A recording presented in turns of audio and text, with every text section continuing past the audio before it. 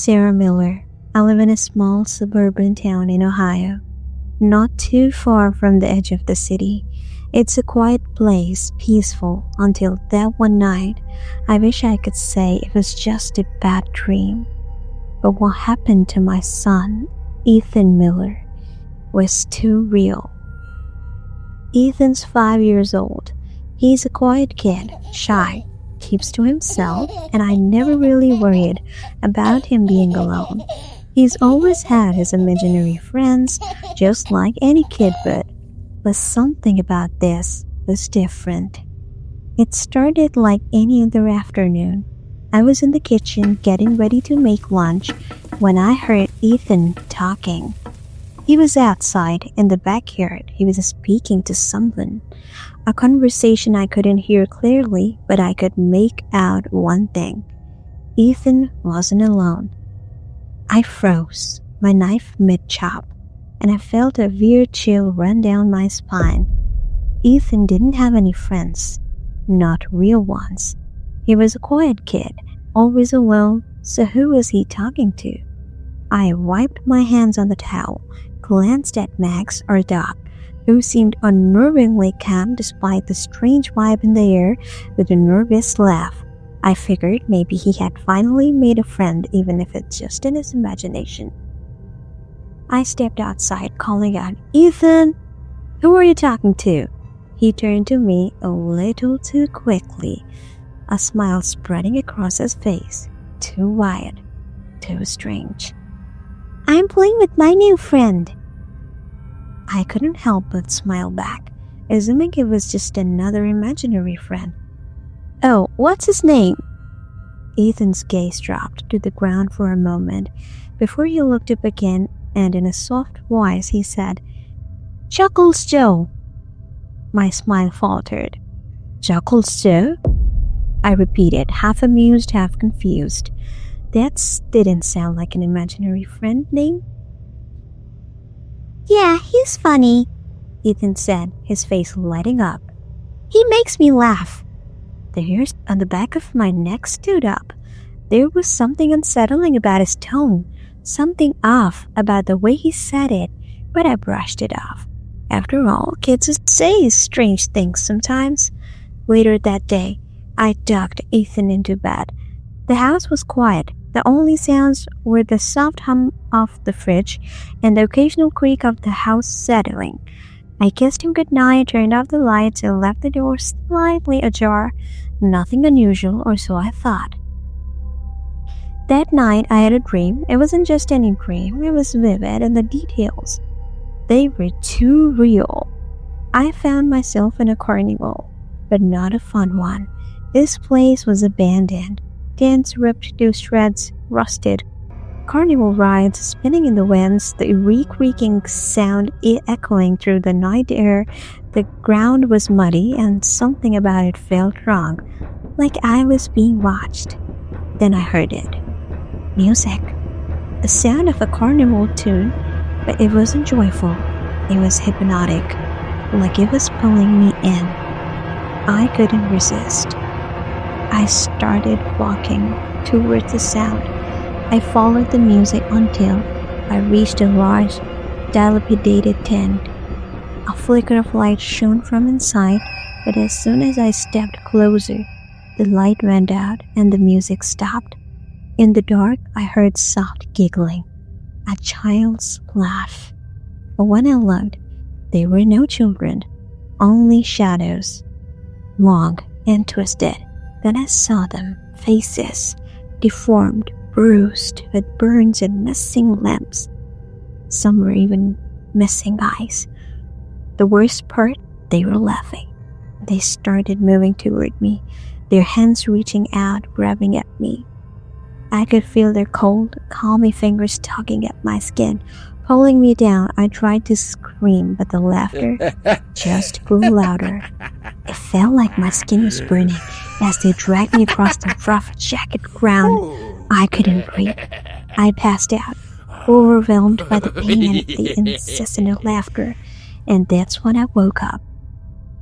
I shot upright in bed, my heart pounding in my chest, sweat soaked through my clothes. I glanced around. The room was dark, silent, a dream. It was just a dream. But then I looked to my left. There, scattered across my bed, was Ethan's action figures. They were arranged in a circle facing me. I stood up in a panic. "Ethan!" I whispered, my voice shaking. I rushed to his room, but he was still sound, asleep. I grabbed the toys and threw them back in the box, shaking my head, trying to make sense of it, but I couldn't. My mind was racing. The images from my dream, they felt too real, too familiar.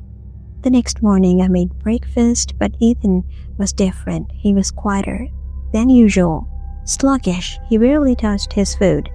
"Ethan," I asked gently, "why did you move your toys into my room last night?" His face went pale. He looked down, fidgeting with his hands. "I didn't put them there," he whispered. "Chuckles Joe did." I tried to laugh it off.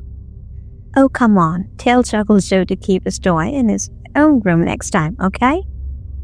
Ethan shook his head, his eyes wide and filled with fear. "Okay, but he told me to bring them to you." A shiver ran down my spine.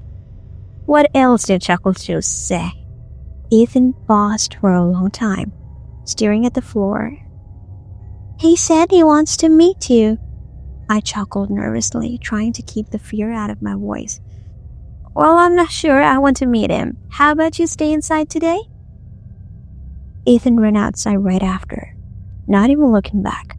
Later, as I was getting some work done, I heard Ethan laughing outside.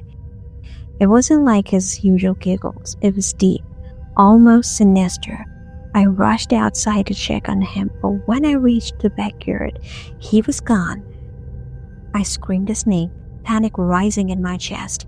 "Ethan! Ethan! Where are you?" I heard it again. Laughter. But it wasn't his. It was a strange, distorted chuckle. It was coming from the front yard. I ran around the corner and found Ethan sitting on the front steps, smiling wide, but his eyes, they weren't the same. There was something off about his smile. He was holding colorful candies, way too many for a kid to have in one hand. "Ethan," I asked, trying to keep calm, "where did you get those?" He looked up, his eyes still wide. "Chuckles Joe gave them to me." I grabbed the candies, my heart racing. "Where did you get these, Ethan?" But he just stared at me, his voice barely audible. "Chuckles Joe, he gave them to me." I immediately took them inside and throwing the candies away. My mind raced. How did he get those? Why didn't he mention anything about them before? And who was this Chuckles Joe? That night I tucked Ethan in, but I couldn't shake the feeling that something was horribly wrong. I kept thinking about the dream, about the children's faces, about those twisted figures, but there was no time to process it. I had to keep Ethan safe. Around midnight, I woke up to the sound of something crashing in the kitchen. I grabbed a knife and ran to check. I wish I hadn't. There in the kitchen, Max, our dog, was hanging from the ceiling. His insides torn open, spilling out a mixture of candies and blood onto the floor. The smell was nauseating. I screamed, dropping the knife. Then I heard it, the laughter, the deep, disturbing laughter. I ran to Ethan's room, but when I opened the door, I found him staring at the wall, his eyes wide open, his mouth gaping in horror. And behind him, standing in the shadows, was Chuckles Joe. He was tall, impossibly tall, with bright white eyes that gleamed like mirror in the dark. His grin stretched too far, revealing jagged teeth, and his laugh, it echoed in my skull, deafening. I pulled Ethan into my arms, but Chuckles Joe was already there, blocking the door. "You'll never escape," he whispered, his voice like a cold breeze against my ear. I don't know how, but I managed to get out. I ran out of the house with Ethan screaming for help. We ran to the neighbor's house and locked the door behind us. We called the police, But when they arrived, they found nothing. No chocolate show, no candy-strewn kitchen, just a dead dog. But Ethan, he hasn't been the same. He keeps talking about chocolate show, telling me he's coming back. Every time I try to calm him down, I hear that laugh. And I know it's only a matter of time before Chocolate Joe finds us again. And now, as I sit here writing this, I swear I can hear the laughter again. It's faint, but I know it's him. Chocolate Joe is getting closer, and this time I don't think I'll be able to escape.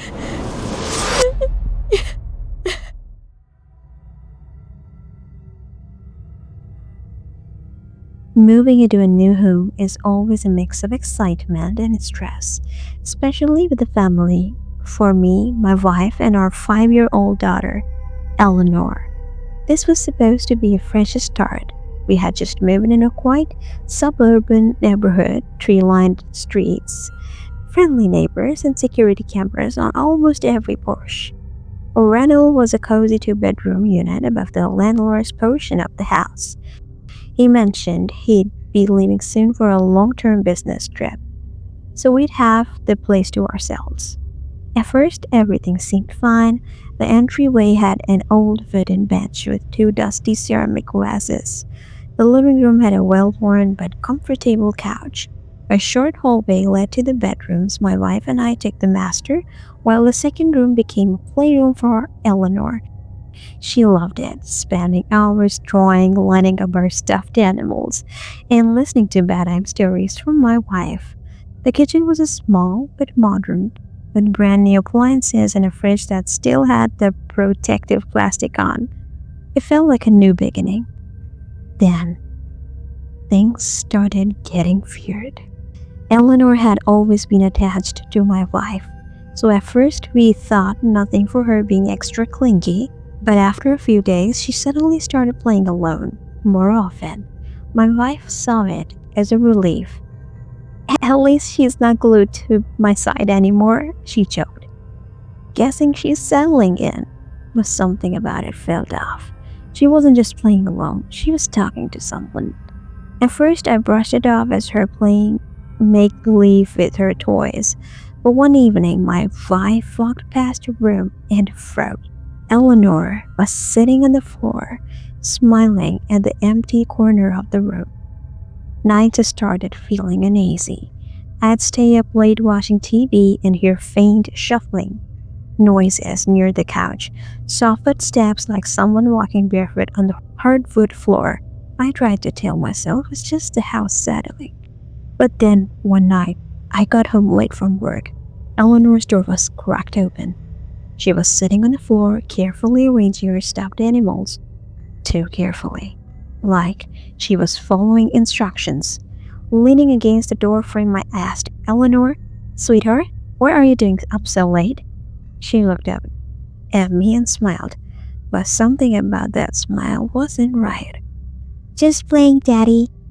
"Playing with who?" She tilted her head slightly. "My friend." A chill ran down my spine. Her room was empty.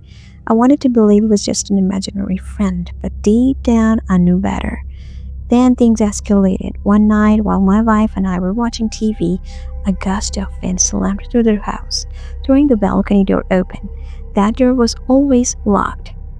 "That's weird," my wife murmured. "Maybe it wasn't shut all the way." I got up and locked it again, making sure it was secure. The second I sat back down, bang, the door swung open again. This time the air in the house felt different. Heavy, rock. That night I woke up with a start.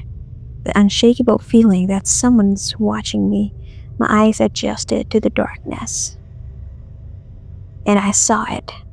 A tall, looming shadow standing by Eleanor's bed. My heart pounded so hard I thought it would burst. My body refused to move. I could barely breathe. I wanted to scream to wake my wife, but all I could do was whisper a prayer underneath my breath. The shadow twitched, then slowly melted into the darkness. I barely slept after that. The next morning, my wife said something that made my stomach drop. I heard Eleanor laughing in her sleep last night. I swallowed hard. Like talking to someone? She hesitated. Yeah, but it didn't sound like her. That was it. I couldn't ignore this anymore. That evening, I invited my old friend Jason over for dinner. He brought his father, an old school religious man who didn't say much, but when he did, you listened. As we sat in the living room, he kept glancing at Eleanor. Then, in a low voice, he said, Your daughter. She's not allowed. I felt my whole body tense. What do you mean? He looked straight at me. Something's attached to her. Hearing it out loud made my stomach drop. That night, as we packed to leave, a sickening stench filled the house like rotting meat. It was coming from the basement. The basement. The landlord told us never to enter. The basement that was always locked, but now the door was open. My wife gasped, Here's Eleanor. Then we heard it, a soft giggle from downstairs. You came, Daddy. My blood turned to ice. I ran down the stairs, barely able to see in the dim light. The basement was damp, the air thick and rotting, and in the corner, Eleanor, sitting on the cold cement floor, and next to her, a figure.